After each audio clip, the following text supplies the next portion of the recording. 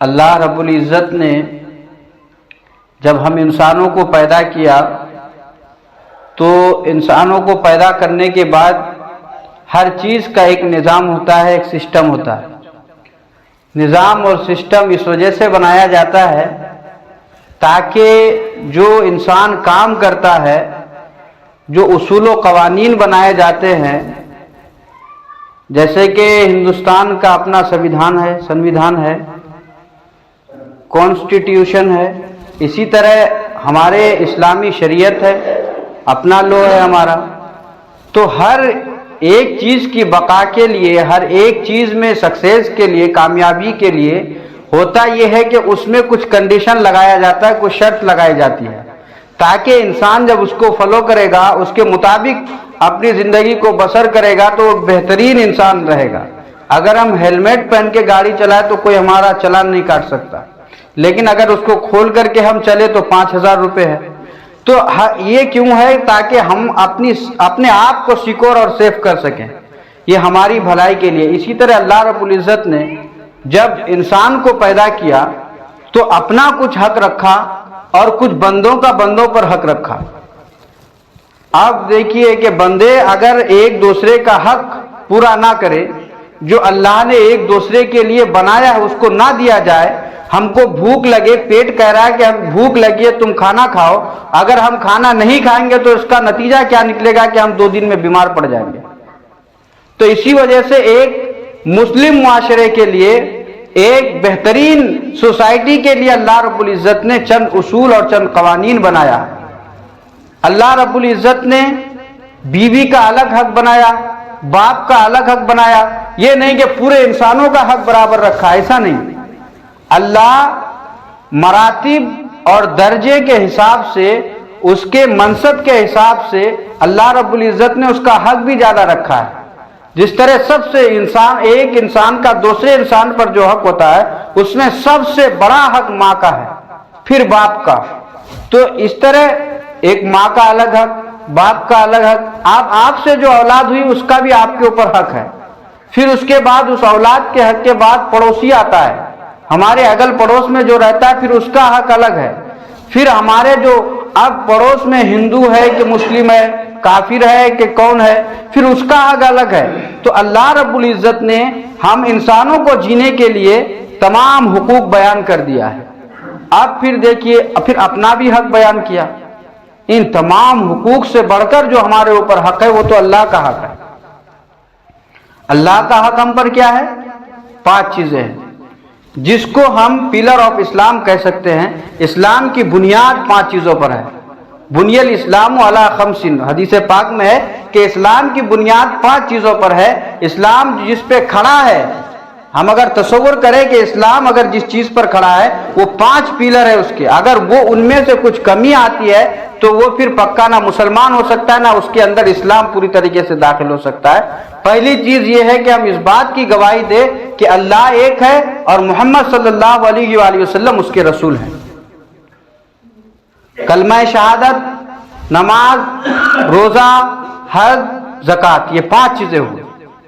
5 چیزوں میں سے اگر ہم کسی چیز میں کمی کرتے ہیں تو یہ ہمارے ایمان میں اس کمی کا اثر پڑے گا۔ ہم پر زکوٰۃ فرض ہے، ہم زکوٰۃ ادا نہیں کر رہے ہیں تو اس کا گناہ ہم پہ آئے گا۔ اچھا، ہم کبھی یہ سوچتے ہیں اے ابھی نماز پڑھنے کا من نہیں کر رہا، چھوڑ دو، قضا پڑھ لیں گے۔ نماز فرض ہے، ہر حال میں پڑھنا ہے، چاہے دل لگے یا نہ لگے، چاہے ہمارا من کرے یا نہ کرے، چاہے ہم کو اچھا لگے یا نہ لگے، اللہ نے ہم پر فرض کیا ہے تو ہم کو کرنا ہے۔ یہ ایک دن ہم دوائی کسی کو کھانے میں کوئی اچھا نہیں لگتا ہے کہ ہر روز دوائی کھائے یا انجیکشن لگوائے، لیکن انجیکشن لگوانا پیشنٹ کے لیے ضروری ہوتا ہے۔ اگر ہم مریض کو انجیکشن نہ دیں، دوائی نہ دے، کڑوی دوائی نہ کھائے وہ، تو کبھی اس کی صحت صحیح سلامت نہیں رہ سکتی ہے۔ اسی طرح جب تک ہم اللہ کے حکم کو اپنے اوپر نافذ نہیں کریں گے تب تک ہماری زندگی اچھی کسی حال میں نہیں ہو سکتی ہے۔ اگر ہم اچھی زندگی چاہتے ہیں، اگر ہم اسلامی معاشرے میں اپنے آپ کو ڈھالنا چاہتے ہیں تو سب سے پہلے ہمارے اوپر جو لازم ہے وہ حقوق اللہ ہے، اللہ کا جو ہم پہ حق ہے۔ اور جب اللہ کا حق ہم ادا کریں گے تو بندوں کا حق خود بخود ادا ہو جائے گا۔ جب انسان، اللہ نے فرمایا ہے کہ نماز جو ہے، قرآن شریف کی آیت ہے ان الصلاۃ تنہا عن الفحشاء والمنکر، نماز بے حیائی اور بے بری باتوں سے روکتی ہے۔ لیکن دیکھیے کہ ہم نماز بھی پڑھتے ہیں، گالی بھی بکتے ہیں، ہم نماز بھی پڑھتے ہیں، ہمارے بہت سے نمازی بھائی سود بھی کھاتے ہیں، ہم نماز بھی پڑھتے ہیں، ہمارا اخلاق بھی اسی طرح ہے جس طرح بے نمازی میں تھا، ہم نماز پڑھتے ہیں بیوی کو گالی دیتے ہیں، ہم نماز پڑھتے ہیں بچے ہم سے خوش نہیں رہتا ہے۔ تو اس کا ریزن کیا ہے کہ جس طرح پڑھنے کا حق ہے اس طرح ہم ادا نہیں کر رہے ہیں۔ ہم نماز بھی پڑھتے ہیں پھر اللہ کی نافرمانی بھی کرتے ہیں۔ تو جب ہم نیکی کرنے کے بعد گناہ کیے، جو نیکی کیے تو ہمارا دل کیا ہو گیا؟ صاف ہو گیا۔ پھر گناہ کیے تو اس پہ ایک کالا تل پڑ گیا، تو جو ہم صفائی کیے وہ تو پھر گندا ہو گیا۔ تو جیسے ہی جیسے پھر ہم نیکی کرتے ہیں پھر گناہ کرتے ہیں، پھر نیکی کرتے ہیں پھر گناہ کرتے ہیں، یعنی دل کو صاف کرتے ہیں پھر گندا کر دیتے ہیں۔ صرف نیکی ہوگی تب نہ دل پورا صاف ہو جائے گا۔ تو حدیث پاک میں جب کوئی انسان ایک گناہ کرتا ہے، اللہ کی ایک نافرمانی کرتا ہے، تو اس کے دل پر ایک کالا تل پڑ جاتا ہے۔ پھر جوں وہ اس کو بڑھاتے رہتا ہے، وہ کالا تل بڑھتا رہتا ہے۔ پھر جب ایک دن ایسا ہوتا ہے کہ پورے دل کو کالا کر دیتا ہے، پھر انسان اس وقت کیا ہو جاتا ہے؟ اسلام سے ہٹ جاتا ہے، اور وہ اللہ کو نہ بھی مانتا ہے تو اس کے اوپر اس کا کوئی ایفیکٹ نہیں پڑتا ہے، کچھ نہیں پرواہ ہے، ہم نہیں مانتے اللہ کو۔ لیکن جب ایک مومن کے دل سے اللہ کے بارے میں تو بولنا دور کی بات، اللہ کی مخلوق کے بارے میں وہ کبھی غلط نہیں بول سکتا ہے۔ لیکن یہ محبت اللہ سے ہوگی تب، اور اللہ سے محبت اسی وقت ہوگی جب ہم اس کے حکم کو مانیں گے، اس نے جو بتایا اس کے مطابق ہم اپنے آپ کو چلائیں گے۔ اولاد ہم سے خوش نہ رہنے کا کارن یہ ہے کہ ہم ہر ایک عمر ایج کے حساب سے اس کے ساتھ ہم کو برتاؤ کرنا چاہیے۔ اور یہ یاد رکھیے کہ نسل کے حساب سے فصل ہوتا ہے۔ اگر ہم نیک ہوں گے تو ہم سے جو بچہ پیدا ہوگا، جو ہمارا پروڈکٹ ہوگا، وہ بھی اچھا ہوگا۔ اگر انسان ہم درخت ہی اگر گندے ہیں، درخت ہی کے اندر اخلاق نہیں ہے، درخت ہی اگر بے نمازی ہے، باپ اور ماں کیا ہے؟ ایک درخت کی مثال ہے، اور اولاد تو اس کا پھل ہے، ثمرہ ہے اس کا۔ تو جب ماں ہماری بہنیں جب نیک نہیں ہوں گی، ہماری مائیں جب نیک نہیں ہوگی، ہماری ماؤں کے پیٹ سے پیدا ہونے والا بچہ کہاں خواجہ غریب نواز رضی اللہ عنہ کے نقش قدم پر چلنے والا پیدا ہوگا؟ کہاں سے غوث پاک کے نقش قدم پر چلنے والا پیدا ہوگا؟ ہماری بہن جب حمل سے رہتی ہے تو دن بھر رات بھر اگر وہ سیریل دیکھے تو اس کا اثر تو اس کے بچے پر بھی آئے گا۔ ہماری ماں بہن کے پیٹ میں جب بچہ رہتا ہے اس وقت وہ گالی دے، بدتمیزی کرے اور بڑوں کی عزت نہ کرے تو اس کا اثر اس کے بچے پر آتا ہے، کیونکہ ماں جو کھاتی ہے اس کا اثر بھی بچے کے ناف کے ذریعے اللہ بچے کو کھلاتا ہے۔ تو اس کا اثر غوث پاک ماں کے پیٹ میں حافظ قرآن کیسے ہوئے تھے؟ جب غوث پاک حمل سے رہے ماں کی پیٹ میں تو ان کی ماں کبھی کوئی غیر اللہ کے حکم کے خلاف کوئی کام نہیں کی تھی۔ صبح شام تلاوت، اس تلاوت کا اثر یہ ہوا کہ غوث پاک ماں کی پیٹ میں حافظ قرآن ہو گیا۔ یہ ہے تلاوت کا اثر، یہ ہے ماں باپ کا اثر۔ مر جائیں لیکن حرام کبھی نہیں کھائیں، تو ہماری اولاد جب پیدا ہوگی تو وہ بھی مر جائے گا لیکن حرام کام کبھی نہیں کرے گا۔ اور یاد رکھیے کہ جو رشوت کھاتا ہے، جو جھوٹ بولتا ہے، جو حرام خوری کرتا ہے، اس کی 7 نسل تک اس کا اثر جاتا ہے۔ 7 نسل، ایک نسل تو کیا 7 نسل۔ اگر ہم چاہتے ہیں کہ ہمارے مرنے کے بعد ہماری نسل جو ہے اللہ کی راہ پر چلے، ہمارے مرنے کے بعد پھر کوئی اللہ کا نام لینے والا پیدا ہو، اللہ کے ولیوں کے نقش قدم پر چلنے والا پیدا ہو، تو یہ کہیں آسمان سے نازل نہیں ہوگا، یہ زمین ہی سے ہوگا، اور ماں کے پیٹ سے ہی پیدا ہونے والا کوئی بچہ ہوگا جو اللہ کے نام کو بلند کرے گا۔ لیکن ہم سوچیں کہ محمد رسول اللہ کہاں سے پیدا ہوئے تھے؟ وہ بھی تو ماں کے پیٹ سے پیدا ہوئے تھے نا۔ اتنے بڑے نبی، وہ بھی اللہ نے ان کو بھی ماں کے پیٹ میں پہلے رکھا، پھر ان سے پیدا کیا۔ جتنے بھی انبیاء کرام آئے صرف حضرت عیسیٰ علیہ السلام کو چھوڑ کر، بتائیے سب کی ماں ہے کہ نہیں؟ سب نبیوں کی ماں ہے۔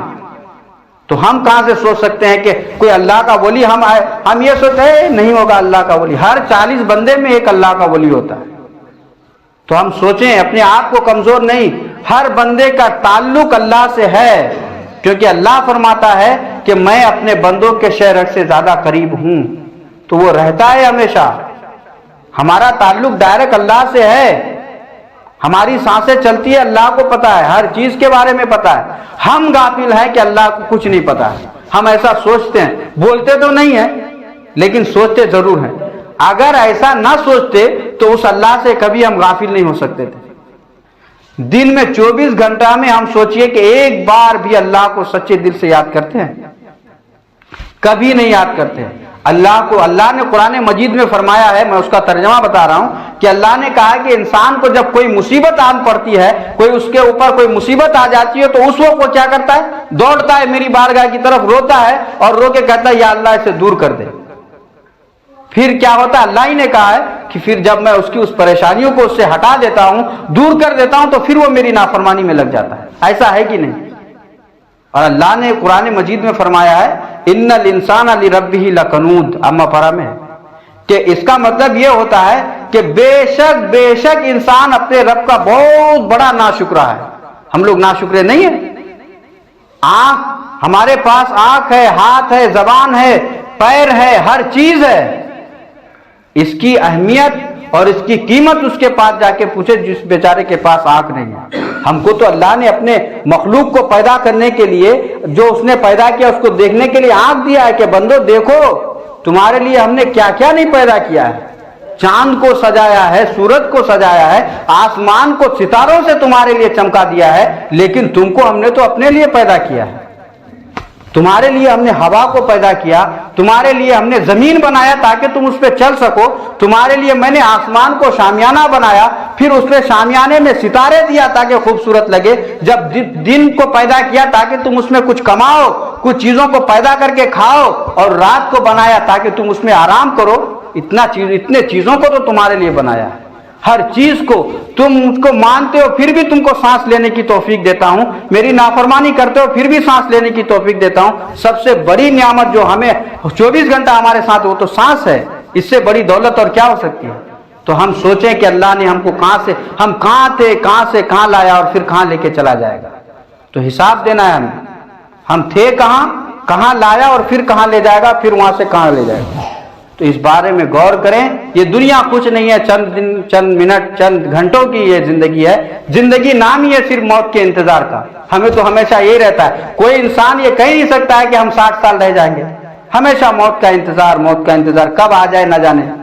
تو ہمیں چاہیے کہ جس کا ہمیں یقین نہیں ہے کبھی بھی آ سکتا ہے، اس کے لیے کچھ تیاری کریں، اور جس رب کی بارگاہ کی طرف جانا ہے خاص طور سے اس کو راضی کرنے کی کوشش کریں. اللہ تبارک و تعالیٰ کی بارگاہ میں دعا ہے کہ اللہ تعالیٰ ہمیں کہنے اور سننے سے زیادہ ہم سبوں کو عمل کرنے کی توفیق عطا فرمائے. وما علینا الا البلاغ. السلام علیکم.